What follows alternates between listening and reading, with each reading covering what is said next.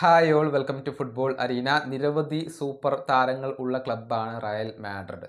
Vinicius Junior, Kylian Mbappe, Jude Bellingham തുടങ്ങിയ ഒരുപാട് super താരങ്ങൾ റയലിന് വേണ്ടിയാണ് കളിക്കുന്നത്. കഴിഞ്ഞ സീസൺ റയലിനെ സംബന്ധിച്ചിടത്തോളം മറക്കാൻ ആഗ്രഹിക്കുന്ന ഒരു സീസണാണ്. ഏതായാലും ഇതുമായി ബന്ധപ്പെട്ട ഒരു കണക്ക് ട്രാൻസ്ഫർ മാർക്കറ്റ് ഇപ്പോൾ പുറത്തു വിട്ടിട്ടുണ്ട്. അതായത് റയലിൽ നിലവിൽ ഏറ്റവും കൂടുതൽ സാലറി വാങ്ങുന്ന താരങ്ങളുടെ ലിസ്റ്റാണ് ഇവർ പ്രസിദ്ധീകരിച്ചിട്ടുള്ളത്. കിലിയൻ എംബപ്പയാണ് ഒന്നാം സ്ഥാനത്ത് വരുന്നത്.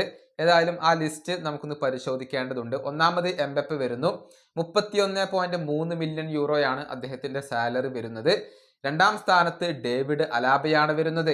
22.5 മില്യൺ യൂറോയാണ് അദ്ദേഹത്തിന്റെ സാലറി. വലിയ ഒരു സാലറി അലാബ കൈപ്പറ്റുന്നുണ്ട്.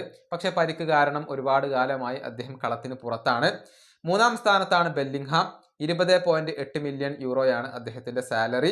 വിനീഷ്യസ് ജൂനിയർക്കും ഇതേ സാലറി തന്നെയാണ്, 20.8 മില്യൺ യൂറോ. പിന്നീട് ട്രെന്റ് അലക്സാണ്ടർ അർണോൾഡ് വരുന്നു. 16.7 മില്യൺ യൂറോയാണ് അദ്ദേഹത്തിന്റെ സാലറി. പിന്നീട് ഫെഡെ വാൽവർദെ 16.7 മില്യൺ യൂറോ. ഏഴാം സ്ഥാനത്ത് കോർട്ടുവ വരുന്നു, 15 മില്യൺ യൂറോ. അതുപോലെ തന്നെ എട്ടാം സ്ഥാനത്ത് എഡർ മിലിറ്റാവോ വരുന്നു, 14.6 മില്യൺ യൂറോ.